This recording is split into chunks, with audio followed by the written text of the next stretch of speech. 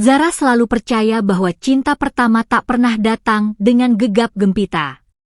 Ia hadir diam-diam, menyelinap tanpa izin, lalu menetap tanpa pernah benar-benar pergi. Seperti perasaannya pada Arka. Saat itu mereka masih duduk di bangku SMA kelas 2. Zara, gadis berhijab dengan senyum cerah dan suara yang selalu terdengar riang, duduk dua bangku di belakang Arka. Setiap pagi, pemandangan yang sama selalu menyambutnya, punggung tegap Arka, rambut hitamnya yang selalu rapi, dan aura dingin yang membuat siapapun segan mendekat. Arka terkenal di sekolah. Tampan, cerdas, atlet basket, dan selalu berada di peringkat atas. Namun berbeda dengan siswa populer lainnya, Arka seperti hidup di dunianya sendiri. Ia tak pernah terlihat dekat dengan perempuan manapun. Senyumnya jarang. Tawanya hampir tak pernah terdengar. Arka itu kayak es batu, kata teman-teman Zara. Ganteng sih, tapi dinginnya kebangetan. Zara hanya tersenyum setiap mendengarnya. Orang tua mereka bersahabat sejak lama. Rumah mereka bahkan hanya berjarak beberapa blok. Karena itulah, tak jarang ibu Zara meminta Arka mengantarnya pulang sepulang sekolah. Sepanjang perjalanan, suasana selalu canggung. Zara berusaha mengisi keheningan. Hari ini panas banget, ya? Iya. Kamu capek? Lumayan. 1 atau 2 kata. Selalu begitu. Namun Zara tak pernah menyerah. Ia terus bercerita. Arka jarang menanggapi, tapi ia selalu mendengarkan. Dan tanpa Zara sadari, langkah Arka selalu sedikit memperlambat, menyesuaikan langkah Zara. Dan takdir selalu menemukan cara untuk mempertemukan mereka. Seperti sore itu, ketika hujan turun deras tanpa peringatan. Zara berdiri di teras sekolah, menatap jalanan yang basah dengan raut bingung. Payungnya tertinggal di rumah. Ia hampir memutuskan untuk berlari saja, ketika sebuah bayangan berhenti di sampingnya. Arka. Tanpa berkata apapun, Arka membuka payung hitamnya dan berdiri cukup dekat agar air hujan tak menyentuh Zara. Perhatian-perhatian kecil itu membuat hati Zara semakin dalam terjerat. Ia tahu Arka tak pernah berkata apa-apa, tak pernah menunjukkan rasa suka, namun kehadiran Arka selalu terasa tepat waktu. Namun Arka tetap Arka. Tak pernah bertanya tentang perasaan Zara. Tak pernah memberi harapan. Tak pernah mendekat lebih jauh dari batas aman. Dan menjelang kelulusan, jarak itu terasa semakin nyata. Zara mulai merasa lelah. Lelah berharap. Lelah mencintai seseorang yang tak pernah memintanya untuk menunggu. Hari kelulusan tiba. Zara berdiri di tengah keramaian, tersenyum untuk foto bersama teman-temannya. Namun matanya terus mencari satu sosok. Arka berdiri tidak jauh. Sama seperti dulu, tenang, dingin, dan tak menoleh padanya. Saat itulah Zara akhirnya mengerti. Cinta yang hanya tumbuh di satu sisi, tak akan pernah cukup. Dan untuk pertama kalinya sejak ia jatuh cinta, Zara memilih melepaskan. 5 tahun kemudian. Waktu 5 tahun tidak benar-benar menghapus apapun. Ia hanya mengendapkan perasaan, menumpuk kenangan, lalu menunggu saat yang tepat untuk mengaduknya kembali. Sementara itu, hidup Arka berjalan di jalur yang nyaris tak berubah. Ia masuk fakultas kedokteran seperti yang telah lama ia rencanakan. Hingga suatu malam, takdir memutuskan untuk turun tangan. Malam itu, orang tua Zara menerima tamu istimewa. Orang tua Arka. Arka sudah hampir selesai koas, ujar ayah Arka sambil tersenyum. Kami berpikir, mungkin sudah saatnya memikirkan masa depannya. Zara yang mendengar percakapan itu dari dapur, berhenti bergerak. Ia mendengar namanya disebut. Bagaimana kalau Zara saja? Lanjut Ibu Arka lembut. Anak-anak kita sudah saling mengenal sejak lama. Jantung Zara berdetak begitu keras hingga telinganya berdengung. Saat ibunya menyampaikan kabar itu kepadanya, Zara tak langsung menjawab. Ia hanya menatap kosong ke depan, seolah sedang memastikan apakah ia sedang bermimpi. Zara akhirnya mengangguk perlahan. Di dadanya, perasaan lama bangkit kembali. Berbeda dengan Zara, reaksi Arka jauh dari kata antusias. Aku belum mau menikah, katanya tegas saat orang tuanya menyampaikan rencana itu. Nada suaranya datar, namun pikirannya kacau. Ia masih koas. Hidupnya masih penuh tuntutan. Ia belum pernah membayangkan pernikahan, apalagi dengan Zara. Namun ia juga tak bisa menolak sepenuhnya. Zara adalah pilihan yang aman. Ia mengenalnya. Ia percaya padanya. Dan entah mengapa, memikirkan Zara selalu membuat dadanya sedikit lebih tenang. Akhirnya, Arka menyerah pada satu hal yang tak pernah ia lawan, harapan orang tuanya. Pertemuan keluarga pun diadakan. Zara memakai gamis sederhana dan hijab lembut.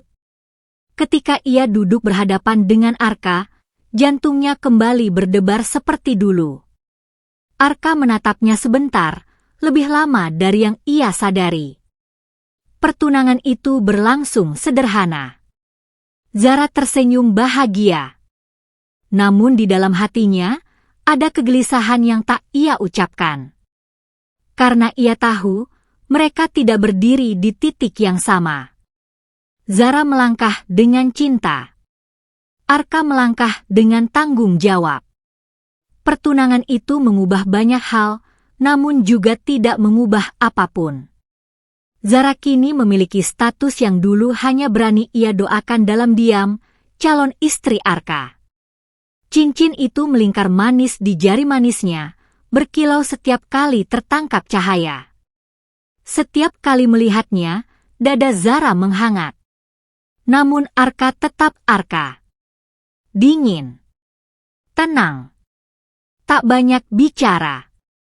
Ia mencoba memahami.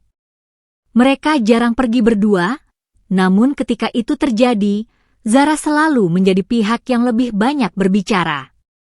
Arka mendengarkan, sesekali mengangguk, kadang menjawab singkat. Namun perhatian Arka hadir dalam bentuk yang berbeda, dan seringkali tak disadari. Suatu siang, mereka makan di sebuah rumah makan sederhana dekat rumah sakit. Arka datang lebih dulu dan telah memesan minuman. Zara datang tak lama kemudian. Arka yang tengah mencicipi sup di depannya langsung berhenti.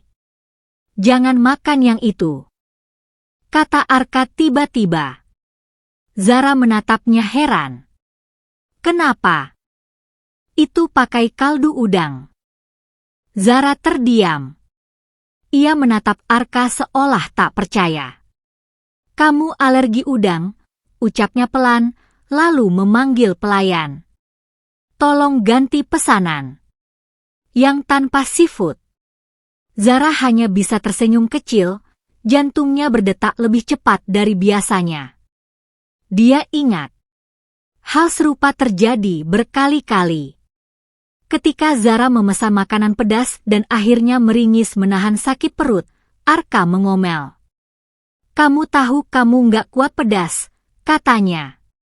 Zara menunduk, namun bibirnya tersenyum. Dimarahi Arka terasa aneh, sekaligus membahagiakan. Saat Zara jatuh sakit karena kelelahan kerja, Arka datang membawa obat dan makanan. Ia duduk di sisi ranjang, memeriksa suhu tubuh Zara tanpa banyak bicara. Minum obatnya, katanya. Nada suaranya datar, tapi sentuhannya hati-hati. Namun bagi Zara, itu lebih dari cukup untuk sementara. Hari-hari berlalu dengan dinamika yang sama. Zara terus berusaha mencairkan suasana, mengirim pesan, menanyakan kabar, menyesuaikan jadwalnya dengan waktu luang Arka. Sementara Arka tetap menjaga jarak, seolah ada dinding tak kasat mata di antara mereka. Terkadang, Zara lelah. Namun setiap kali ia hendak menyerah, Arka selalu melakukan sesuatu yang membuatnya bertahan. Hingga suatu hari, kelelahan itu mulai mencari jalan keluar. Hari itu seharusnya menjadi hari yang biasa. Zara bangun lebih pagi dari biasanya, menyiapkan makan siang dengan hati ringan. Sudah lama ia tidak datang ke tempat Arka bekerja. Begitu tiba, aroma khas rumah sakit langsung menyambutnya. Zara melangkah menyusuri lorong dengan hati-hati, bertanya pada perawat di mana Arka biasanya berada. Zara berjalan pelan, memperhatikan sekitar. Beberapa dokter dan perawat berlalu lalang, wajah mereka serius, langkah mereka cepat. Saat itulah ia melihat mereka. Arka berdiri di ujung lorong, mengenakan jas dokter putih. Di hadapannya, seorang dokter perempuan berdiri terlalu dekat, cantik, rapi, dan tampak akrab. Zara melambatkan langkahnya. Ia melihat Arka berbicara pelan, wajahnya sedikit menunduk. Dokter perempuan itu terlihat mengatakan sesuatu dengan ekspresi sendu. Lalu, sebelum Zara sempat mencerna apapun, perempuan itu melangkah maju dan memeluk Arka. Dunia Zara runtuh dalam 1 detik. Pelukan itu tidak lama. Namun cukup untuk membuat dada Zara sesak. Cukup untuk membuat kakinya melemas. Cukup untuk menghancurkan semua keyakinan yang selama ini ia bangun sendiri. Kotak makan di tangannya terlepas. Suara jatuhnya terdengar nyaring di lorong rumah sakit yang lengang. Arka menoleh. Dan tatapan mereka bertemu. Untuk sesaat, Arka membeku. Ia melihat Zara berdiri di sana, wajahnya pucat, matanya berkaca-kaca, tubuhnya gemetar seolah kehilangan pegangan. Zara! Namun Zara sudah berbalik. Ia berlari. Langkahnya tergesa, napasnya terengah, air matanya jatuh tanpa bisa dicegah. Ia tak peduli pada tatapan orang-orang di sekitarnya. Yang ia tahu hanya satu, ia ingin pergi sejauh mungkin dari tempat itu. Arka bereaksi lebih cepat dari yang ia sadari. Zara, panggilnya sambil mengejar. Ada sesuatu yang mencengkeram dadanya ketika melihat Zara menangis. Perasaan itu datang begitu tiba-tiba, panik, takut, dan menyakitkan. Ia berlari keluar rumah sakit, menyusul Zara yang sudah hampir mencapai parkiran. Zara, tunggu, serunya. Zara berhenti. Bahunya bergetar hebat. Apalagi, suaranya pecah. Itu bukan seperti yang kamu pikir. Selalu begitu, potong Zara lirih namun tajam. Kamu nggak pernah merasa perlu menjelaskan apapun ke aku. Dan sekarang, aku juga nggak butuh penjelasanmu. Arka terdiam. Ia ingin mengatakan bahwa dokter itu adalah rekan yang baru saja kehilangan anggota keluarganya. Bahwa pelukan itu bukan sesuatu yang ia rencanakan. Namun kata-kata itu terasa kering di tenggorokannya. Zara menatapnya lama, seolah mencari satu alasan untuk tetap percaya. Namun Arka terlambat. Zara berbalik dan pergi. Malam itu, Zara menangis hingga tertidur. Keesokan harinya, ia datang menemui Arka dengan wajah yang jauh lebih tenang, tenang yang terasa menakutkan. Aku mau pertunangan ini dibatalkan, katanya. Arka menatapnya tajam. Tidak. Aku serius. Aku juga, jawab Arka tegas. Aku nggak melakukan kesalahan. Zara tertawa kecil, getir. Justru itu masalahnya, Arka. Kamu merasa nggak salah, karena kamu memang nggak pernah merasa apa-apa. Arka terdiam. Kamu egois, lanjut Zara pelan. Kamu nggak mencintaiku. Tapi kamu juga nggak membiarkanku pergi. Kata-kata itu menghantam Arka lebih keras dari apapun. Dan saat Zara melangkah pergi, Arka merasakan sesuatu yang belum pernah ia rasakan sebelumnya. Takut. Takut kehilangan. Arka tidak pernah menyangka bahwa kehilangan akan terasa seperti ini. Hari-hari pertama setelah pertengkaran itu berjalan seperti biasa, setidaknya bagi Arka. Ia tetap berangkat ke rumah sakit. Namun ada sesuatu yang berbeda. Sesuatu yang hilang, namun baru ia sadari ketika ruang itu terasa terlalu kosong. Biasanya, ada pesan dari Zara setiap pagi. Jangan lupa sarapan. Semangat jaganya. Hati-hati pulang. Kini, layar ponselnya sunyi. Awalnya, Arka mengira itu hanya kebiasaan yang terputus. Namun hari demi hari berlalu, dan kesunyian itu tetap ada. Zara tidak menghubunginya. Malam itu, setelah jaga panjangnya melelahkan, Arka duduk sendirian di kamar kosnya. Ia mencoba mengingat kembali semua hal tentang Zara. Senyumnya yang selalu datang tanpa diminta. Tawanya yang riang. Cara Zara selalu berbicara dengan tangan bergerak-gerak kecil saat bersemangat. Cara ia selalu peduli, bahkan ketika Arka bersikap dingin. Dan untuk pertama kalinya, Arka menyadari satu hal yang selama ini ia abaikan, Zara selalu ada. Ia yang selalu menunggu. Ia yang selalu memahami. Ia yang selalu mengalah. Dan kini, Zara tidak ada lagi. Arka mulai mencari. Suatu sore, hujan turun deras. Arka menunggu di parkiran kantor Zara, berharap hujan akan menjadi alasan Zara untuk tak menghindar. Namun ketika Zara keluar, ia hanya menunduk dan berjalan cepat, mengabaikan Arka sepenuhnya. Zara, panggil Arka. Zara berhenti sejenak. Namun hanya sejenak. Aku nggak punya waktu, katanya tanpa menoleh. Kalimat itu sederhana. Namun cukup untuk membuat Arka terdiam lama. Malam itu, Arka pulang dengan langkah berat. Ia duduk di kamarnya, menatap dinding kosong, dan untuk pertama kalinya sejak ia dewasa, Arka membiarkan dirinya lelah. Ia mulai mempertanyakan banyak hal. Mengapa ia selalu menjaga jarak? Mengapa ia tak pernah berkata apapun pada Zara? Mengapa ia merasa aman membiarkan Zara mencintainya dalam diam? Jawaban itu menyakitkan. Karena ia takut. Takut gagal.